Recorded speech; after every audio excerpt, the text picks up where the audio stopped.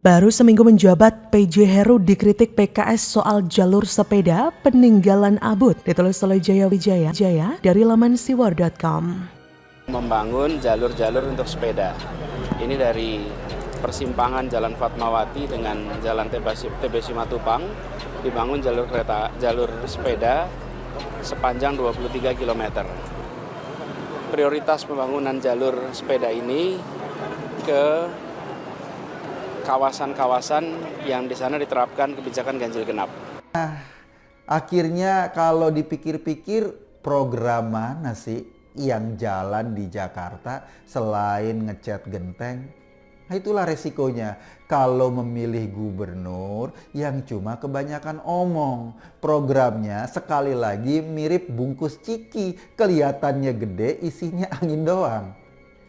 Cobalah ke depan kita punya standar untuk memilih pemimpin. Jangan kayak gini lagi. Cukuplah Jakarta yang menjadi korban 5 tahun ini. Melihat kejadian yang seperti ini, setidaknya kita ini semakin paham bahwa memang Anies Baswedan ini tidak bisa bekerja. Masih banyak permasalahan-permasalahan yang dialami oleh warga DKI Jakarta. Tapi sayangnya selama ini dia hanya menutup mata.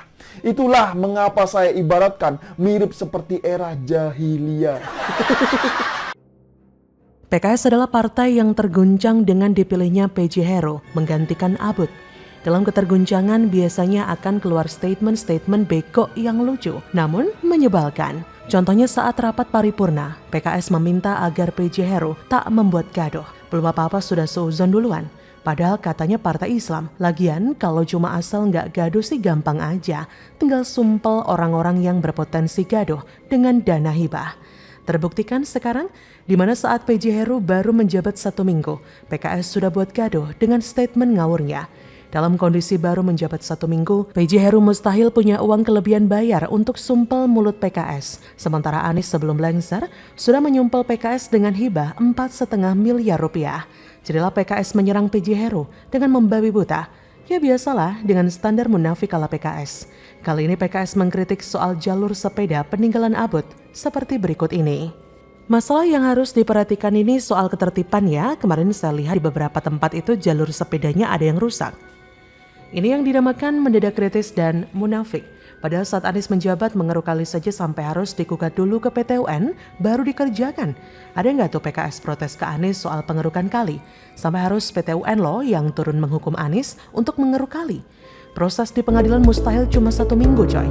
Dan mustahil sampai pengadilan kalau warga tidak kesel karena menunggu terlalu lama. Adakah PKS protes? Adakah PKS mengkritik Abut? Inilah efek dana hibah yang bisa membuat PKS tidak gaduh. Tapi masalahnya bukan cuma itu, masalahnya PJ Heru menjabat 1 minggu.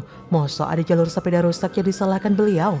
Kalau memang jalur sepeda Abut standarnya bagus, maka mustahil dong dalam waktu 1 minggu bisa tiba-tiba rusak. Kalau sampai rusak, maka paling logis saat Anies menjabat sudah rusak. Tapi karena saat itu PKS terlelap dalam dana hibah, akhirnya kerusakan tersebut tidak terdeteksi oleh kader PKS. Sekarang setelah Abut dipermalukan oleh gebrakan PJ Heru hanya dalam beberapa hari kerja, barulah mata PKS terbuka cari-cari kesalahan PJ Gubernur.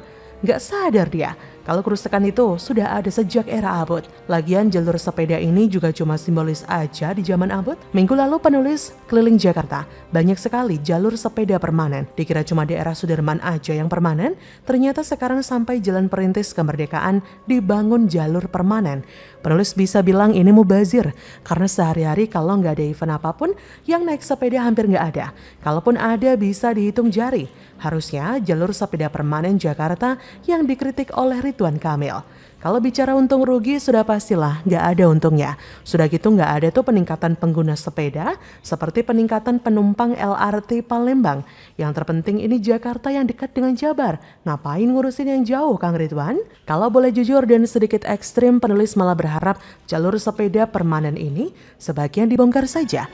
Cuma bikin jalan yang kalau jam sibuk macet jadi tambah sempit. Lagian sepeda nggak bayar pajak kok, dikasih jalan seabrek-abrek. So di sini PKS sudah melakukan 3 kebegoan sekaligus.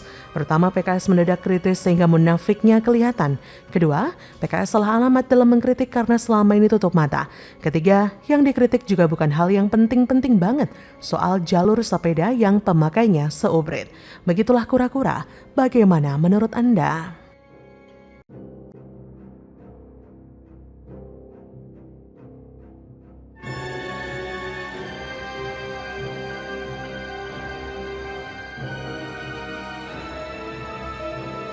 lihat di lapangan, ya tentunya saya juga tidak ingin merugikan masyarakat. Kita lihat Hasil survei membagongkan, ada 12 program Anies paling bikin frustasi warga DKI. Beban di pundak Pak Heru Budi luar biasa berat.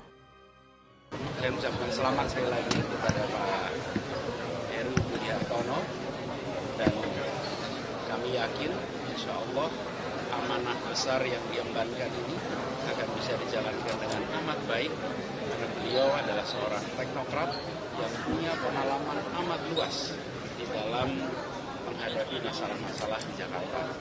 Jadi keputusan yang dibuat oleh Bapak Presiden adalah keputusan yang tepat, dan insya Allah Pak Heru kami yakin akan bisa menuntaskan semua tantangan-tantangan ini dengan baik. Masalah di Jakarta akan datang dan pergi, dan tugas dari siapapun yang bertugas adalah menyelesaikan satu persatu, dan harapannya itu menjadi semacam lapis demi lapis solusi yang berkepanjangan untuk Jakarta. Itu aja. Kalau melihat kejadian yang seperti ini, setidaknya kita ini semakin paham bahwa memang Anies Baswedan ini tidak bisa bekerja. Masih banyak permasalahan-permasalahan yang dialami oleh warga DKI Jakarta, tapi sayangnya selama ini dia hanya menutup mata. Itulah mengapa saya ibaratkan mirip seperti era jahiliyah. Baru-baru ini lembaga survei Populus Center merilis hasil survei terkini soal pelaksanaan program Anies Baswedan selama menjabat sebagai Gubernur DKI Jakarta.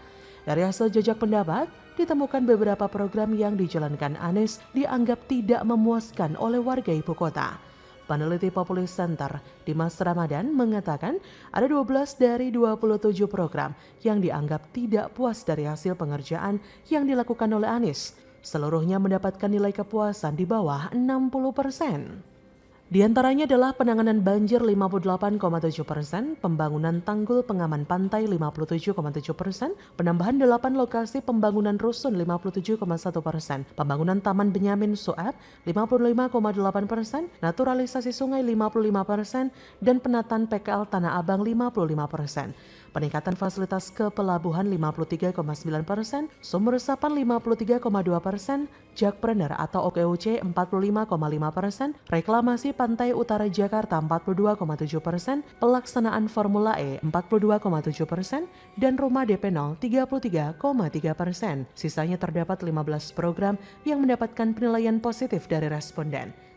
Meskipun terdapat 15 program yang mendapatkan nilai yang positif, namun 12 program yang tidak memuaskan tersebut termasuk banyak dan tidak sebanding dengan masa jabatan Anies selama 5 tahun. Dan ini menurut anggota fraksi PDIP DPRD DKI, Hardianto Kenneth, akan menjadikan beban di pundak penjabat Gubernur DKI Jakarta, Heru Budi Hartono, menjadi sangatlah berat.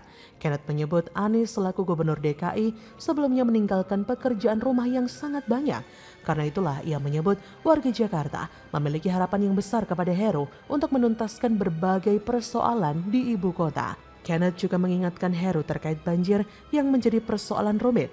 Banjir terjadi karena berhubungan dengan sungai yang dangkal, drainase yang buruk, hingga menyebabkan air hujan sulit diserap oleh tanah. Kenneth pun meminta kepada Heru untuk memodifikasi dan melanjutkan program Anies selama menjabat sebagai Gubernur DKI Jakarta. Menurut dia, ada sejumlah janji kampanye Anies yang belum dituntaskan. Seperti halnya soal naturalisasi sungai sebagai solusi penanganan banjir. Selama 5 tahun menjabat sebagai Gubernur DKI, Anies disebutnya tak kunjung memaksimalkan program naturalisasi Sungai Ciliwung yang digadang-gadangnya sebagai salah satu solusi mengatasi banjir. Anies baru hanya merampungkan naturalisasi kanal banjir barat segmen Sangrila Karet, Jakarta Pusat dengan lebar 8 meter yang sudah dirapikan dengan dibeton. Kegiatan pembetonan sungai ini tentu tidak sejalan dengan konsep naturalisasi sungai yang dimaksudkan oleh Anies saat baru dilantik menjadi Gubernur DKI. Selain itu, Pak Heru juga harus merevisi dan memperluas manfaat Kartu Jakarta Pintar, penyediaan lapangan pekerjaan untuk warga Jakarta, dan menghentikan reklamasi Teluk Jakarta.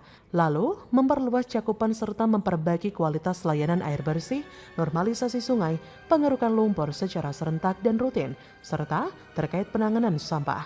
Karena sulitnya akses air bersih di Jakarta dapat ditemui pada pinggiran-pinggiran kota, wilayah padat penduduk, dan lingkungan tempat tinggal masyarakat tidak mampu di Jakarta akibat swastanisasi air. Kualitas air di DKI Jakarta yang kian hari kian memburuk. Pasokan air yang kerap terhambat akibat kecilnya daya jangkau air, mutu atau kualitas air yang buruk dan memburuknya kualitas air tersebut tentu saja akan berakibat pada air yang tidak layak digunakan atau dikonsumsi oleh masyarakat.